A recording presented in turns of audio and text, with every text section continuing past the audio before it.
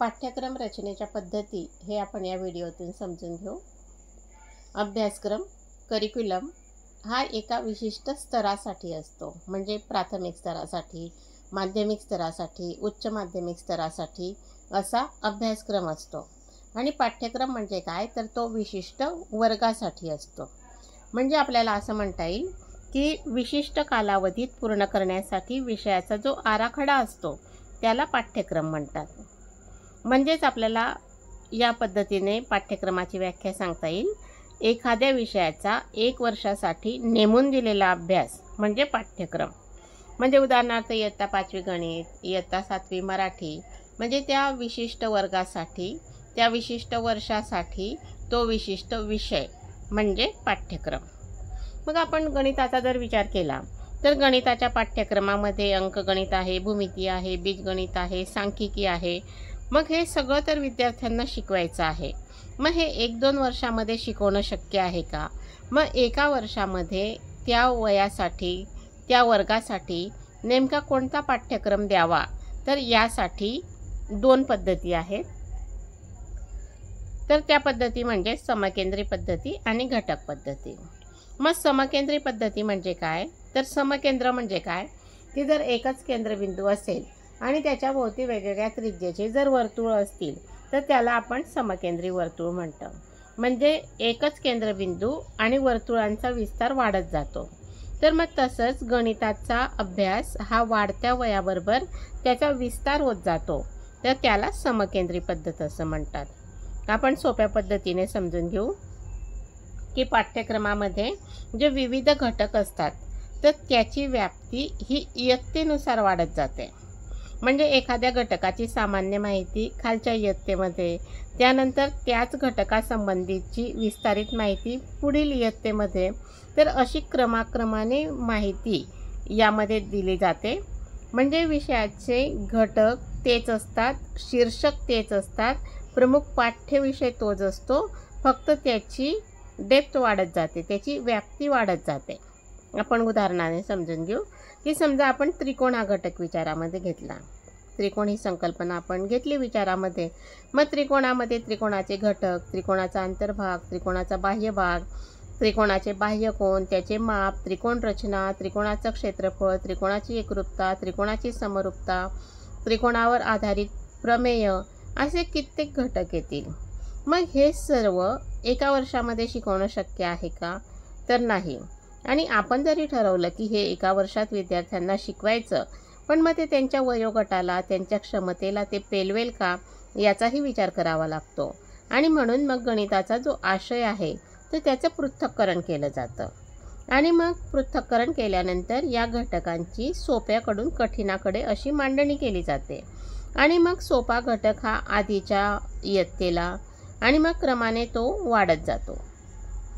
म्हणजे एखाद्या संकल्पनेच्या सर्व विषय भागाचा विचार करायचा आणि एका वर्षामध्ये तो पाठ्यांश किती शिकवता येईल, कोणता विषय भाग कोणत्या इयत्तेत सुरू करता येईल, तर हा सर्व विचार करून जी पाठ्यक्रमाची रचना केली जाते तर त्याला समकेंद्री पद्धत असं म्हणतात। आणि प्राथमिक आणि माध्यमिक स्तरावर गणिताची जी रचना केलेली आहे तर ही याच पद्धतीने केलेली आहे, समकेंद्री पद्धतीनेच केलेली आहे। आपण एक उदाहरण घेऊ की उदाहरणार्थ वर्तुळ हा घटक जर घेतला तर मग इयत्ता 5वीला वर्तुळाचे भाग, वर्तुळाची त्रिज्या आणि व्यास यातला संबंध, इयत्ता 6वीला वर्तुळाची त्रिज्या आणि व्यास याचे गुणधर्म, इयत्ता 7वीला वर्तुळ क्षेत्र आणि वर्तुळखंड, इयत्ता 8वीला वर्तुळ केंद्र आणि जीवा अंतर्वर्तुळ कंस, त्याच्यानंतर 9वीला वर्तुळ कंस आणि प्रमेय, 10वीला वर्तुळ स्पर्शिका व त्यावरील प्रमेय। तर म्हणजे घटक एकच आहे वर्तुळ, पण त्याचा काठिण्य स्तर हा वाढत जातो। तर या प्रकारे समकेंद्री पद्धतीची रचना ही असते। मग याचे आपल्याला कोणते फायदे सांगता येतील, तर घटक हा क्रमाक्रमाने वाढत जातो आणि त्यामुळे प्रत्येक घटकाचं सखोल ज्ञान विद्यार्थ्यांना मिळतं। आणि तो घटक आपल्याला त्याच वर्षात पूर्ण करायचा आहे असं दडपणही शिक्षकांवर राहत नाही। आणि अध्ययनामध्ये विविधता येत असते, कारण वेगवेगळे घटक विद्यार्थ्यांना अभ्यासता येतात आणि त्यामुळे विद्यार्थ्यांना कंटाळा येत नाही। आणि एकच घटक पुढे डेव्हलप होत जातो, त्याच्यामुळे मागच्या भागाची उजळणी होत जाते आणि म्हणून मग पुढचा भाग विद्यार्थ्यांना साहजिकच लवकर समजतो. आणि संकल्पनेमध्ये त्याच्या विविध घटकांमध्ये काय संबंध आहे, परस्पर संबंध, तो विद्यार्थ्यांच्या लक्षात येतो. मग आपल्याला तोटे कोणते सांगता येतील, की गणिताच्या सर्व संकल्पना या पद्धतीने मांडता येणार नाही आणि उच्च शैक्षणिक स्तरावर या प्रकारे पाठ्यक्रमाची मांडणी करता येणार नाही. हे 2 आपल्याला तोटे सांगता येतील. आपण पुढची पद्धत समजून घेऊ, ती म्हणजे घटक पद्धत. तर घटक पद्धतीमध्ये काय असतं, की गणिताच्या ज्या विविध शाखा आहे तर त्याचे मोठे विभाग असतात. मग या विभागांचे परत लहान विभाग पडतात, तर यालाच घटक म्हणतात. आणि मग हे घटक की आपल्याला त्या स्तरासाठी कोणते घटक शिकवायचे आहे, मग त्याची मांडणी करून घेतली जाते. आणि मग कोणता घटक कोणत्या इयत्तेसाठी जास्त उपयुक्त ठरेल, तर हे ठरवलं जातं. म्हणजे एखादा घटक निश्चित करून तो त्या वर्गात शिकवायला सुरुवात करायची, तर संपूर्ण त्याच वर्गामध्ये शिकवायचा, असं घटक पद्धतीमध्ये असतं. म्हणजे विद्यार्थ्याला त्या एकाच वर्गात त्या घटकाचं सखोल ज्ञान दिलं जातं. तो भाग आधीच्या वर्गातही नसतो आणि नंतरच्या वर्गातही नसतो. म्हणजे आता उदाहरणार्थ इयत्ता 9वीला जर संच शिकवायचा असेल तर तो 9वीला सुरुवात होईल आणि 9वीलाच संपेल. आपण जर समजा कोण हा घटक इयत्ता 5वीला ठरवलं तर 5वीला सुरुवात होईल आणि 5वीलाच संपेल. तर असं या घटक पद्धतीचं स्वरूप असतं. म्हणजे तो घटक त्या वर्गामध्ये सुरुवात करून त्याच वर्गामध्ये संपूर्णपणे त्याला संपवायचा. तर अशी ही घटक पद्धत असते. मग याचे फायदे कोणते सांगता येतील, तर एकच घटक असतो आणि त्याच्यामुळे म्हणजे त्याच्यावरच लक्ष केंद्रित केलं जातं आणि म्हणून मग आकलन विद्यार्थ्यांना सोपं होतं, विद्यार्थ्यांच्या ते लक्षात राहतं. आणि एखादा पाठ्यांशाचं सखोल ज्ञान एकाच वर्गात देता येतं, कारण म्हणजे की तो पूर्ण घटक ते त्या वर्गामध्ये असतो, म्हणून विद्यार्थ्यांना त्या घटकाचं सखोल ज्ञान दिलं जातं. आणि पाठ्यांश काय आहे तर याची स्पष्ट विद्यार्थ्यांना कल्पना येत असते आणि घटकाची पुनरावृत्ती होत नाही, त्यामुळे वेळेची बचत होते.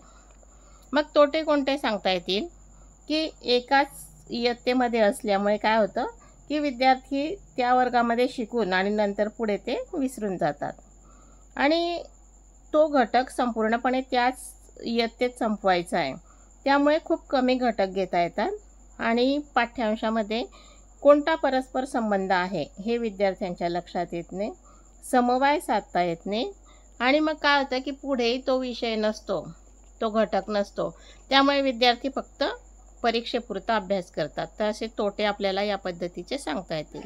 लक्षात राहण्यासाठी आपण थोडंसं तुलनात्मक पाहू, की समकेंद्री पद्धतीमध्ये काय आहे, तर इयत्तेनुसार ज्ञानाची व्याप्ती वाढत जाते. घटक पद्धतीमध्ये तो घटक त्या वर्गात सुरुवात करून त्याच वर्गात पूर्ण करायचा असतो. समकेंद्री पद्धतीत काय होतं, की घटकाचं सखोल ज्ञान विद्यार्थ्यांना मिळतं. घटक पद्धतीत काय होतं, सखोल ज्ञान मिळणं शक्य होत नाही, कारण एका वर्गामध्ये पूर्ण करायचं असतं. समकेंद्री पद्धतीमध्ये मागच्या भागाची उजळणी होते, घटक पद्धतीमध्ये उजळणी होत नाही. समकेंद्री पद्धतीमध्ये दृढीकरण होतं, घटक पद्धतीमध्ये दृढीकरण होत नाही. समकेंद्री पद्धतीमध्ये संकल्पनेतल्या विविध घटकांमधले परस्पर संबंध लक्षात येतो आणि विद्यार्थ्यांना विषयाच्या एकात्मतेची जाणीव होते. घटक पद्धतीमध्ये एकात्मतेची जाणीव होत नाही. समकेंद्री पद्धतीमध्ये शिक्षकाला हे माहिती असते की पूर्वज्ञान काय आहे, त्याच्यामुळे अध्यापन करणं सोपं जातं. घटक पद्धतीमध्ये विद्यार्थ्यांना पूर्वज्ञान नसल्यामुळे अध्यापन करणं कठीण होतं. समकेंद्री पद्धतीमध्ये प्रत्येक घटक वेगवेगळ्या इयत्तेमध्ये असल्यामुळे ज्ञानाचा विसर पडत नाही. घटक पद्धतीमध्ये त्या एका इयत्तेपुरता असल्यामुळे ज्ञानाचा विसर पडण्याची शक्यता असते. समकेंद्री पद्धतीमुळे जास्त घटकांचा समावेश करता येतो, घटक पद्धतीमुळे कमी घटकांचा समावेश करता येतो. समकेंद्री पद्धतीमुळे विद्यार्थी आकलन करण्यासाठी अभ्यास करतात, कारण त्यांना पुढेही ते शिकायचं असतं. तर घटक पद्धतीमध्ये विद्यार्थी परीक्षेपुरता अभ्यास करतात. समकेंद्री पद्धती ही प्राथमिक आणि माध्यमिक स्तरासाठी उपयुक्त आहे, तर घटक पद्धती ही उच्च स्तरासाठी उपयुक्त आहे. म्हणजे दोन्ही पद्धतींची जर तुलना केली तर आपल्याला असं म्हणता येईल की समकेंद्री पद्धती ही अधिक चांगली आहे, कारण विद्यार्थ्यांना दृढीकरण झाल्यामुळे ज्ञान त्यांच्या कायमस्वरूपी लक्षात राहतं। तर अशा प्रकारे आपण समकेंद्री पद्धती आणि घटक पद्धती या पाठ्यक्रम रचनेच्या 2 पद्धती या व्हिडिओतून अभ्यासल्या।